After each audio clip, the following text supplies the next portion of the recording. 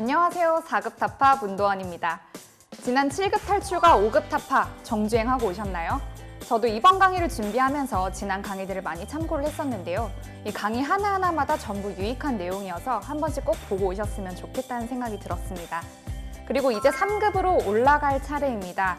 이 강의를 지나가듯 그냥 보기보다 한 수 한 수 의미를 좀 이해하시고 내 것으로 만들고 넘어가는 것이 중요한데요.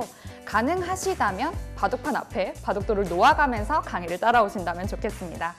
4급 타파 첫 번째 시간은 소목정석입니다. 3급에서 5급 정도의 기력대 분들이 가장 많이 이용하시는 정석 중에 하나라고 생각이 드는데요. 이 1강부터 5강까지 연결이 되는 내용이기 때문에 한 번에 이어서 보시길 추천해 드리겠습니다. 그럼 지금부터 강의 시작해 보겠습니다. 소목에서 한 칸 걸침을 주로 사용을 하시고요. 가장 보통으로는 귀로 붙여서 실리를 중시하는 정석, 혹은 위쪽으로 붙여서 이쪽 변을 중시하는 정석이 있죠. 그리고 이번 강의에서 다룰 내용은 한 칸 낮은 협공에 대해서 배워보도록 하겠습니다. 이 한 칸 낮은 협공에 대한 의미를 먼저 설명을 드리면 이 협공되어 있는 돌과 소목에 있는 돌이 연결하려고 두는 수라고 보실 수가 있겠습니다. 이렇게 연결을 한다면 실리는 실리대로 다 가지고 있고요. 백은 이 돌 하나가 중앙으로 뜨면서 미생이 되겠습니다. 이렇게 붙였을 때 백은 젖혀서 흑돌을 끊어가고 싶어도 계속 끊어가고 싶어도 오히려 흑이 다시 한번 백돌을 끊으면서 백이 무리가 되겠죠. 그래서 이 협공을 당했을 때 백의 다음 한 수는 소목과 협공을 차단하는 수가 다음 행마가 되겠습니다. 그래서 예를 들어서 이 협공을 했을 때 한 칸을 뛰는 행마는 좋지가 않습니다. 왜냐하면 역시나 붙였을 때 방금처럼 이 흑돌을 차단을 하고 싶어도 백의 약점이 남아있기 때문에 결국엔 차단을 할 수가 없게 됩니다. 이렇게 되면 이쪽과 이쪽이 맞보기가 돼서 백이 좀 위험하게 되겠죠. 그래서 한 칸 뛰는 행마는 협공을 당했을 때 무서워서 그냥 도망가는 행마라고 생각을 하시면 되겠습니다. 그리고 두 번째로는 이렇게 붙이는 수. 이제 곧 또 배우겠지만 이렇게 붙이는 수는 많이 두어지는데요. 반대쪽으로 붙이는 것은 치받고 뒤쪽을 막을 때 연결을 한다면 역시나 한 칸 낮은 협공이 소목과 연결이 되면서 집을 가지기 때문에 이렇게 붙이는 수는 한 칸 낮은 협공에 대해서 의미를 제대로 파악하지 못한 수라고 볼 수가 있겠습니다. 그리고 이번에는 입구자에 대해서 배워보겠습니다. 입구자도 글쎄 한 90년도 그때는 많이 두어졌던 걸로 기억을 하는데요. 이 입구자 역시 흑돌을 차단하는 수로는 좋습니다. 계속 보여드리지만 흑돌을 차단을 할 때 이 입구자인 돌이 호구 형태를 갖춰주면서 흑을 차단을 할 수가 있고요. 마지막에 흑돌을 제압하게 된다면 한 칸 협공되어 있는 이 흑돌들이 무의미해지고 오히려 백이 세력을 가지기 때문에 흑 입장에선 좋은 선택이 되지 않습니다. 그래서 입구자로 둔 수는 흑을 차단하는 데 있어서는 굉장히 좋은 수가 되겠습니다. 하지만 이때 흑의 처리 방법은 어떻게 보면 이 협공되어 있는 돌과 소목이 따로따로 좀 처리한다고 보시면 되겠는데요. 여기를 입구자로 귀의 실리를 먼저 차지를 합니다. 그러면 백은 흑돌을 차단을 하겠죠. 그리고 마지막에 한 칸을 띄어서 귀의 실리를 마무리를 해줍니다. 혹시 수나누기라고 들어보셨는지 모르겠지만 이런 형태가 있습니다. 소목에서 날일자 걸침을 하고 붙여서 이런 형태가 됐을 때 백은 다음 한 수가 1입 3전이 되겠죠. 보통은 이렇게 벌리는 것이 다음 한 수가 되겠지만 여기에서 뜬금없이 여기를 둔 꼴이 됩니다. 물론 흑도 이 백돌에 가까이 다가간 수는 좋지 않지만 백이 여기를 벌릴 수 있는 것을 안 두었다는 것 자체가 조금 더 좋지 않은 행마라고 볼 수가 있겠습니다. 그리고 백은 다음에 이 흑돌을 공격하고 싶어서 이런 식으로 씌어가는 행마를 사용을 할 수 있는데요. 흑은 이쪽 부분이 선수가 들어서 다음에 건너가는 것이 생기죠. 그러면 백돌이 이쪽을 차단을 할 때 예를 들어서 변으로 멀리 탈출을 할 수가 있습니다.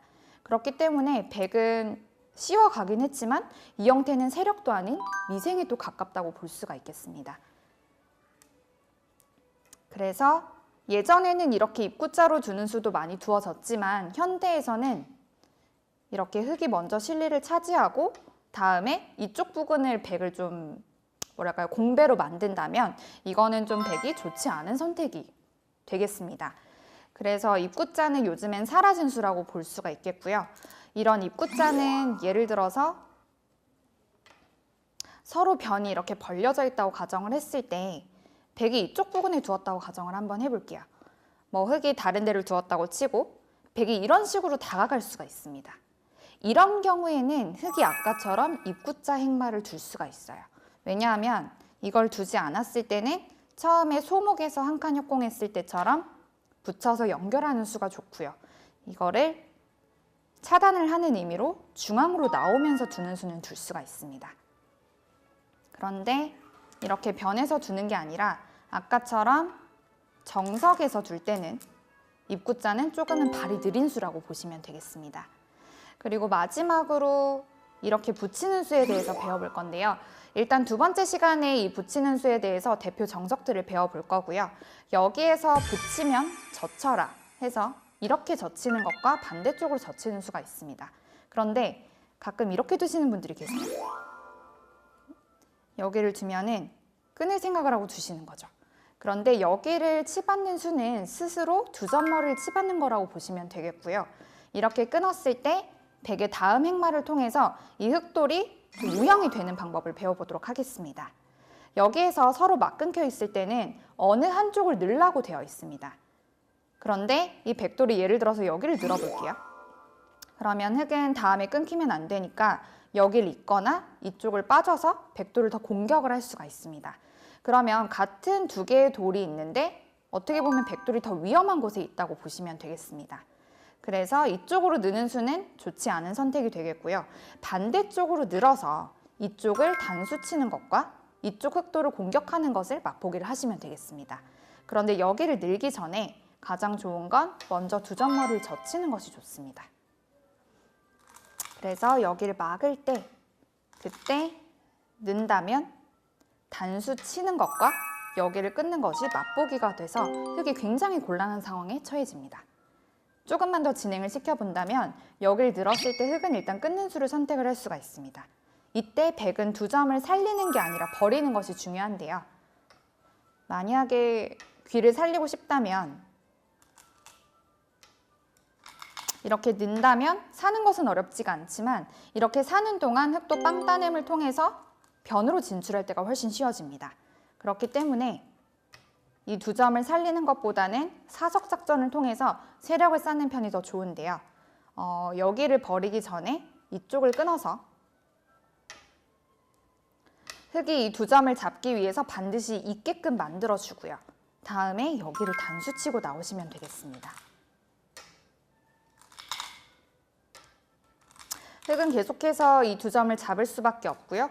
백은 마지막에 이 협공되어 있던 한 점을 호구 자세로 제압을 한다면 이쪽 실리보다 여기에 가진 세력들이 훨씬 더 크다고 보시면 되겠습니다. 그래서 이렇게 처음 치받고 끄는 수는 좋은 형태가 되지 않고요. 여기를 젖혔을 때 흙도 나름대로 좀 파회법이라고 할까요? 여기를 막는 수는 아까처럼 늘었을 때 워낙 좋지 않은 형태가 되기 때문에 여기를 단수 쳐서 이쪽보다는 다시 한번 중앙 쪽을 좀 선택을 하는 수가 있긴 한데요. 늘고 여기를 늘어서 다시 한번 백을 좀 압박하는 수를 둡니다. 그리고 이때 중요한 게 이 흙 모양을 우형으로 만드는 자리가 바로 이 자리예요.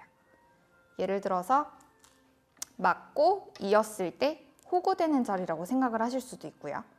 여기를 치중을 갔을 때 흙이 연결하는 수가 전부 다 빈삼각이 됩니다. 그래서 상대방 돌을 우형을 만드는 것도 참 중요한데요.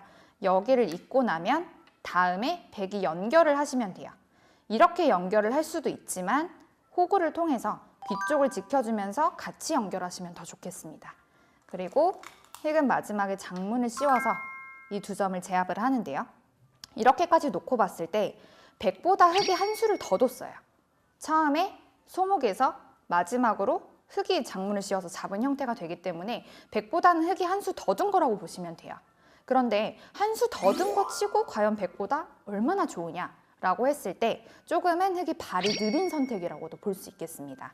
그리고 나중에 이쪽 그리고 이쪽 부분을 들여다보는 활용 수단이 또 있기 때문에 이 형태는 튼튼한 세력이라고도 볼 수가 없습니다. 그래서 결론은 여기를 붙였을 때는 붙이면 젖혀라, 그리고 이쪽으로 젖혀라. 이 두 가지의 방법이 있고요.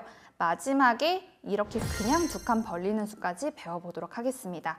일단 붙였을 때 여기 치받고 끊는 수는 좋지 않다는 거 꼭 기억을 해두시고요.